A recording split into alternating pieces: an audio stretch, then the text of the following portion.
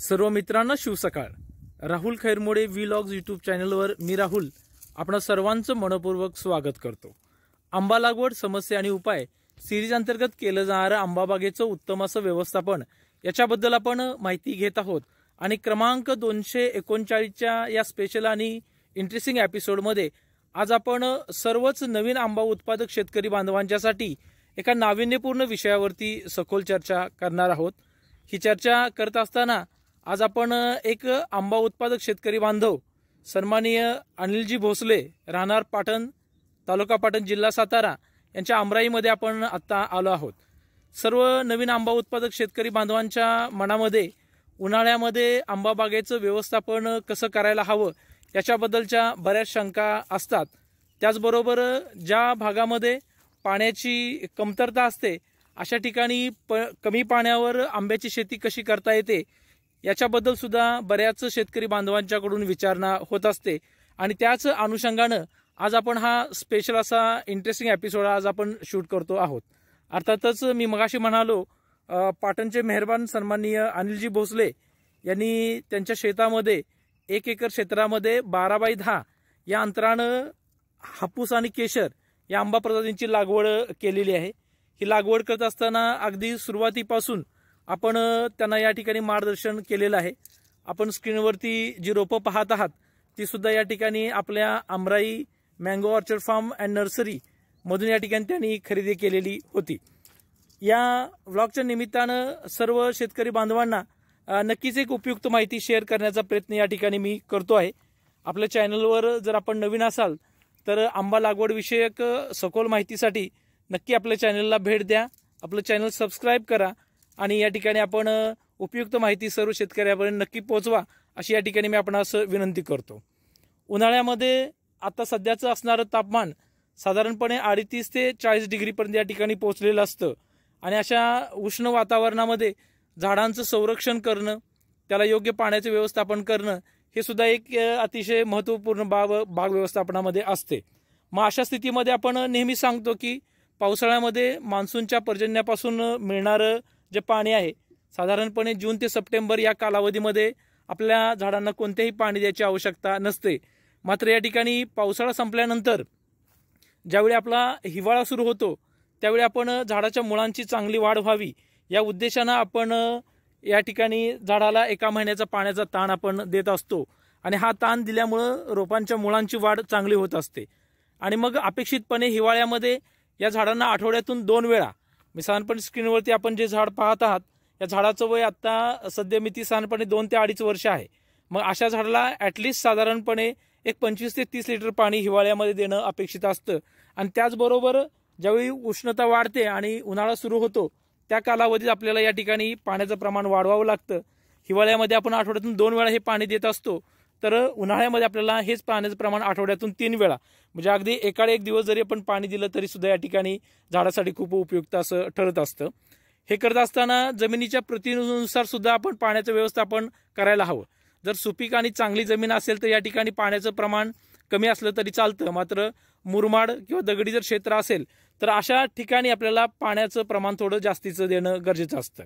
आणि बऱ्याच वेळा शेतकरी बांधवांच्याकडून हेही विचारलं जातं की आमच्याकडे पाण्याची कमतरता आहे, तर त्याच्यासाठी नेमकी उन्हाळ्यातलं पाण्याचं व्यवस्थापन करताना काय करता येऊ शकतं. तर आपण स्क्रीनवरती पाहू शकता या ठिकाणी 2.5 वर्ष वयाचं असणारं हे झाड आणि या झाडाच्या बुडाला गोलाकार आपण मातीचा आळं करून या ठिकाणी घेतलेला आहे. आणि ह्या केलेल्या आळ्यामध्ये आपण स्क्रीनवरती पाहू शकता आपल्याच बागेमध्ये उपलब्ध असणारा वाळलेली पानं, त्यानंतर गवताचे तुकडे, भाताचा केलेला बारीक चुरा. साधारणपणे अशा पद्धतीनं जर आपण स्टिक मल्चिंग केलं तर नक्कीच या झाडाच्या आरोग्यासाठी आणि उष्णतेपासून संरक्षणासाठी झाडाला खूप फायदा होत असतो. आता हे स्टिक मल्चिंग करत असताना याच्याबद्दलचा आपल्या चॅनलवर 148 नंबरचा एक चांगला व्हिडिओ आपल्या चॅनलवरती आहे. आपण सर्वांनी तो जर पाहिला तर आपल्या लक्षामध्ये येईल की स्टिक मल्चिंग नेमकं कसं करायचं असतं. आजच्या व्हिडिओमध्ये मी आवर्जून नक्की सांगेन की झाडाच्या उंचीनुसार जर खोडापासून आपण 1-2 फूट अंतरानं आपल्याच बागेमध्ये उपलब्ध असणारा काडी कचरा गवत जर आपण गोळा करून या ठिकाणी जर झाडाच्या खोडाच्या बाजूने जर आपण टाकलं तर या ठिकाणी बाष्पीभवनाची जी होणारी जी प्रक्रिया आहे ती पूर्णपणे थांबून जाते. म्हणजे आपण स्क्रीनवरती पाहू शकता आता या झाडाची छाटणी केली त्यावेळी पडलेली पानं, उपलब्ध असणारा काडी कचरा किंवा बांधावरचा असणारं गवत जर आपण या ठिकाणी तोडून जर बारीक आकारामध्ये हे काष्ट जर आपण झाडाच्या बाजूने जर पसरलं तर एक नॅचरल लेअर या ठिकाणी तयार होत असते। आणि मी मगाशी म्हटलं त्या पद्धतीनं सूर्याची किती जरी उष्णता असली तरी या ठिकाणी बाष्पीभवनाची प्रक्रिया थांबते आणि झाडाला जो ओलावा आपल्याला आवश्यक असतो तो या ठिकाणी प्रॉपरली मिळत असतो। आता या स्टिक मल्चिंगचा फायदा केवळ या फक्त बाष्पीभवनासाठीच होतो अशातला भाग मुळीच नाहीये। तर मी आवर्जून नक्की सांगेन की पावसाळ्यामध्ये ज्यावेळी आपण टाकलेले हे जे कास्ट आहे हे कास्ट या ठिकाणी पावसाळ्यामध्ये पूर्णपणे भिजतं आणि भिजल्यानंतर या ठिकाणी मग आजूबाजूच्या परिसरामध्ये असणारे गांडूळ या ठिकाणी ते खाद्य खाण्यासाठी येतात आणि त्याच्यापासून एक उत्तम प्रतीचं गांडूळ खत देखील तयार होऊ शकतं। आणि या गांडूळ खताचा फायदा मी नक्की आवर्जून सांगेन की सर्व सेंद्रिय खतांच्या मध्ये ज्याच्यामध्ये अन्नद्रव्यांचं प्रमाण खूप जास्त असतं त्याच्यामध्ये प्रामुख्यानं गांडूळ खताचा समावेश होत असतो।